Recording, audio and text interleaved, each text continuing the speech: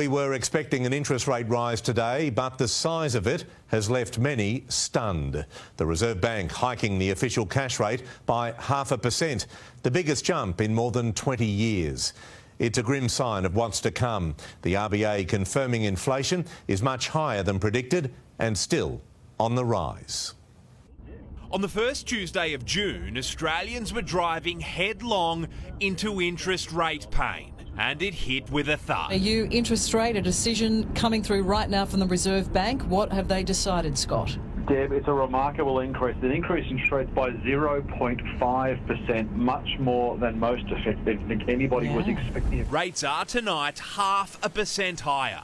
The last time we had an increase this big, okay, it's 50 points, was just before the Sydney 2000 Olympics. It was a surprise, I think, certainly for the financial markets and for most economists, myself included. Sydney homeowners are rattled, already worried about groceries, petrol and power bills.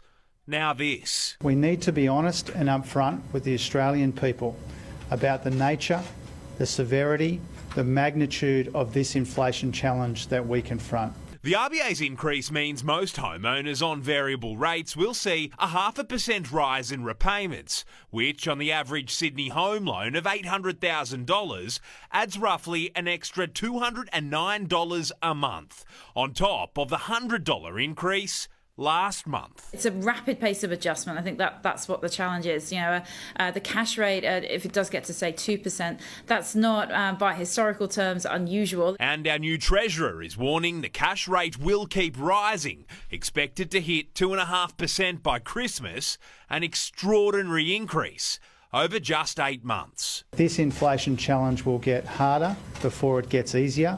It's clear people are losing confidence. This midweek Dulwich Hill open home largely empty. I am starting to see a bit of a gap growing between what a buyer's prepared to pay and what a vendor's prepared to sell for. But fixed rate mortgage holders will be immune from the shock for now, and that's millions of people.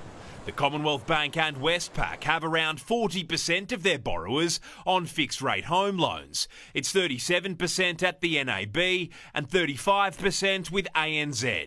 But next year, the cliff is coming. A lot of those rates were actually locked in under 2%, and look at the current fixed rates, and they're well over 4%. Most borrowers will see their fixed-rate deals expire from April next year. At that point, the interest rate they'll pay could more than double. That means overnight you'll pay an extra $965 a month on an average Sydney loan. This shock from low rates to now a much higher fixed rate may catch some mortgage holders out. The new government is blaming the old government for the crisis, but Australians just want to know how they're going to pay their bills. We'll implement our plans for cheaper childcare and cheaper medicines, about training people for higher wage opportunities. The RBA does not expect inflation to settle until next year. High prices everywhere and staff shortages thanks to closed borders and a lack of skilled migrants. Here in New South Wales, the Premier says that problem could be fixed immediately by the Prime Minister. Accreditation from a state government level has already been provided, yet the advice I've received is that visa process could take up to 18 months. We need to move on this. But Anthony Albanese was busy introducing himself to the world. Decked out in a traditional Indonesian shirt, the new Prime Minister's honeymoon could be all but over. I won't be commenting on domestic issues while overseas. He'll have to have answers when he flies home tonight.